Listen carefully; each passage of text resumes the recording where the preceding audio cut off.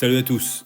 Allez, aujourd'hui on se retrouve au Vigan, le circuit du Val de Vienne pour l'événement énorme, les 500 Ferrari contre le cancer. Donc pour la bonne cause. Et là, les possesseurs de Ferrari sont conviés à venir rouler et faire des baptêmes pour récolter quelques dons, quelques menus deniers pour la recherche contre le cancer. Donc un plateau dingue, beaucoup de voitures en expo, uniquement en expo malheureusement. Mais bon, ça fait quand même très plaisir de les voir. Et je veux absolument vous montrer celle-ci, qui est pour moi la plus belle, mais de loin, de très très loin, de tout le plateau. L'élégance incroyable des Ferrari des années 60. La plus insolite, cette maquette au 1/7. J'ai longuement discuté avec le gars qui l'a construite. C'est évidemment un exemplaire unique. 3600 heures de boulot. Pour info, si jamais ça tente quelqu'un, 80 000 € l'unité. Cette Alpine, pourtant je ne suis pas très Alpine, mais celle-ci je l'ai trouvée très très belle. Cette McLaren, un proto hybride que j'aurai grand plaisir à essayer, un jour peut-être. Mais bon, pour l'instant, on est avec la 296 et on va aller rouler. Et quand je dis on, c'est avec pleine balle. Mon pote Florian, qui, quand il voudra bien descendre de sa McLaren, viendra avec moi pour découvrir ce circuit sur lequel nous n'avons jamais roulé, ni lui ni moi.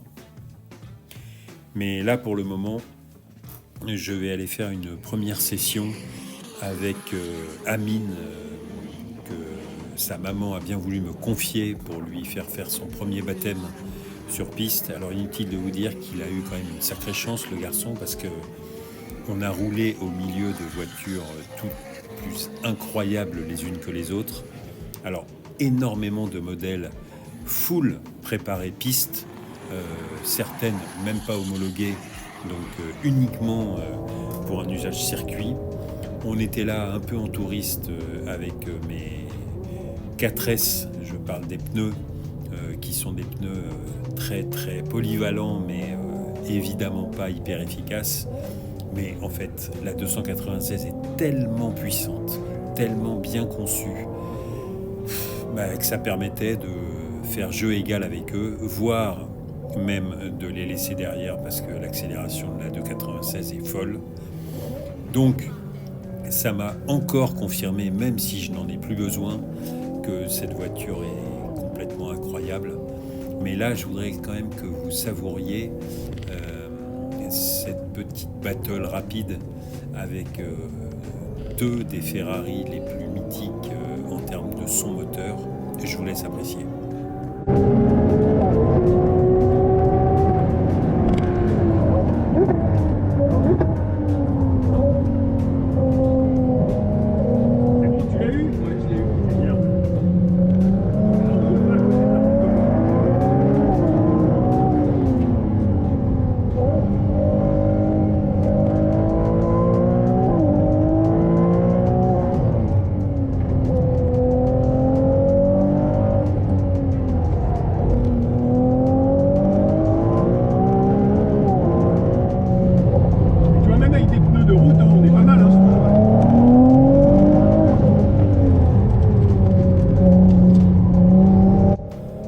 Alors on a continué à enchaîner les tours et vraiment, bien que ce circuit soit extrêmement exigeant pour les pneus, pour les freins, et je dois dire que voilà, je n'avais jamais encore roulé sur ce tracé et pour être très honnête, je ne pense pas y retourner. La 296 est pour moi limite trop puissante pour un tracé aussi sinueux. Vraiment, j'en reviens toujours au Nürburgring, mais voilà, pour des voitures qui ont une allonge aussi exceptionnelle que la 296, là on est constamment sur les freins, on sent bien que les pneus chauffent extrêmement vite. Bon, les carbones céramiques, là prennent tout leur sens, je parle des freins, pour justement éprouver leur endurance, donc ça là-dessus, il n'y a pas de souci. Par contre, c'est en termes de consommable, c'est vraiment extrêmement exigeant.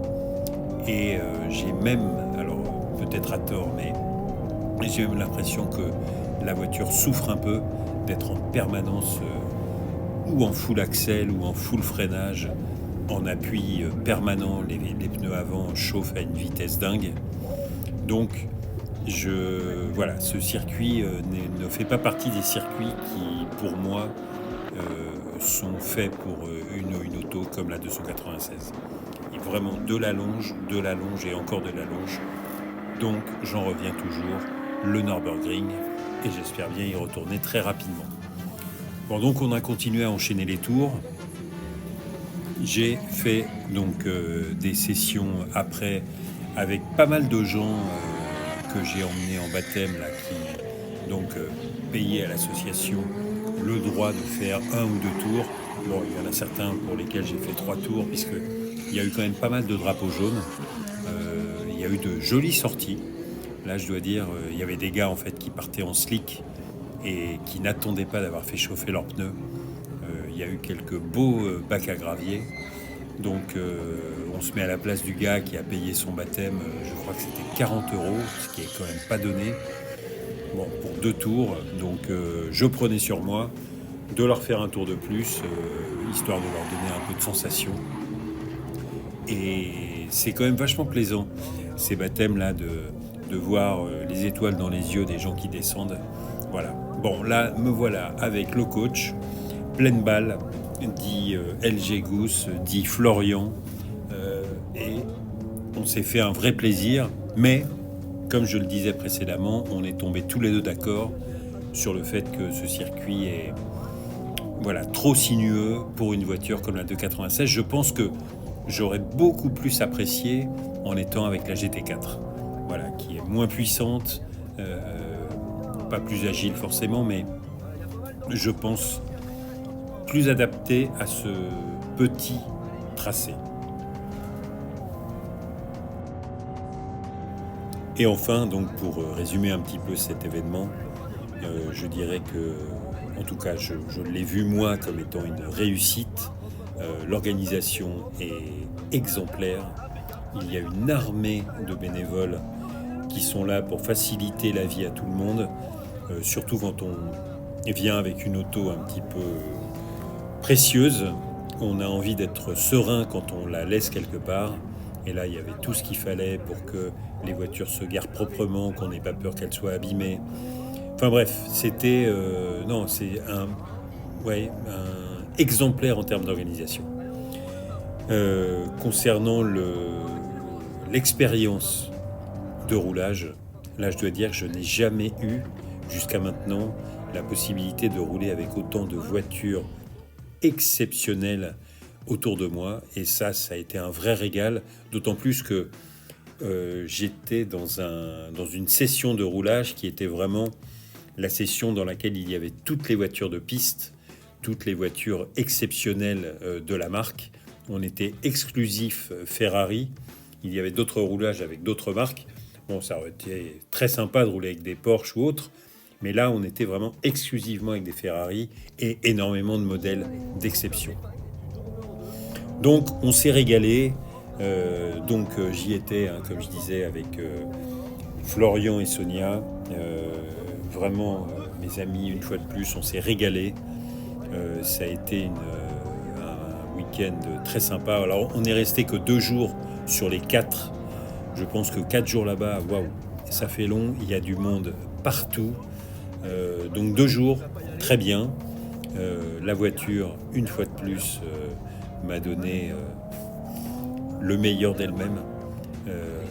Je ne fais que me féliciter d'avoir échangé cette 488, pourtant que j'aimais tellement, pour cette 296 qui est vraiment une auto fantastique. Et je vais là profiter des beaux jours et du soleil qui a l'air de revenir pour continuer à l'emmener sur piste et tirer vraiment la quintessence de cette auto. Je continue à plaider pour que les voitures roulent.